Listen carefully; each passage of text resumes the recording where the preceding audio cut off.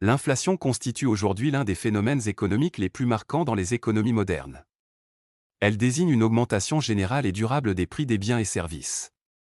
Bien qu'elle soit souvent perçue comme une menace pour l'économie en raison de ses conséquences sur le pouvoir d'achat et la stabilité économique, elle peut également produire certains effets favorables lorsqu'elle demeure modérée et maîtrisée. Dès lors, comment les effets de l'inflation sur l'économie ne sont-ils pas toujours néfastes?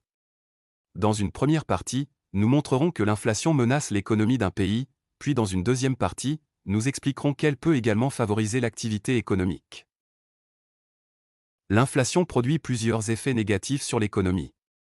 En effet, la hausse générale des prix diminue le pouvoir d'achat des ménages, notamment lorsque les revenus n'augmentent pas au même rythme que les prix. Cette situation réduit la consommation des biens et services, ce qui freine la demande globale et ralentit l'activité économique.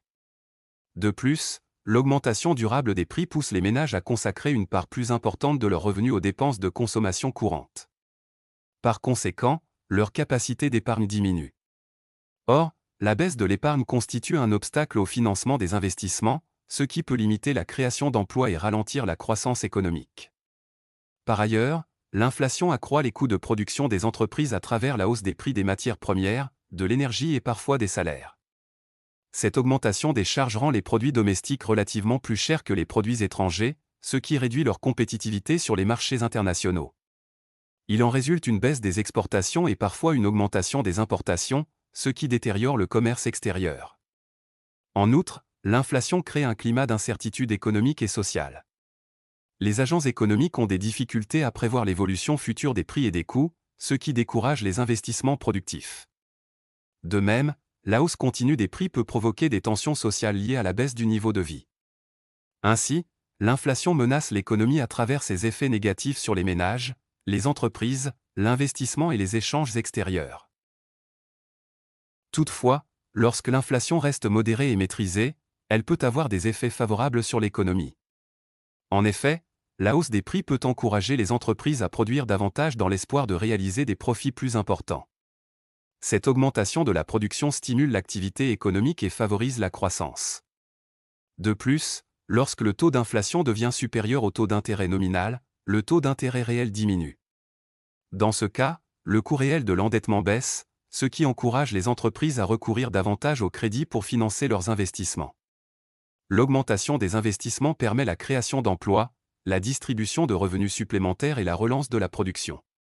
Par ailleurs, la diminution du coût réel des emprunts encourage également les ménages à recourir au crédit à la consommation.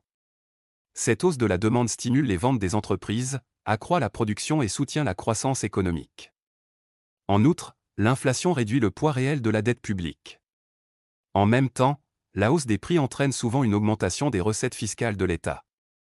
Cela peut contribuer à la réduction du déficit budgétaire et renforcer la capacité d'intervention économique et sociale de l'État.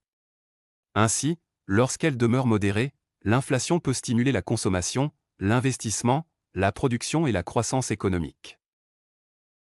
En conclusion, l'inflation engendre plusieurs effets négatifs qui menacent l'économie, notamment la baisse du pouvoir d'achat, le ralentissement de l'investissement et la perte de compétitivité. Cependant, lorsqu'elle reste maîtrisée et modérée, elle peut également stimuler la consommation, l'investissement et la croissance économique. L'inflation n'est donc pas toujours néfaste pour l'économie. Dès lors, on peut se demander, comment l'État peut-il lutter contre une inflation excessive tout en préservant ses effets positifs sur l'activité économique?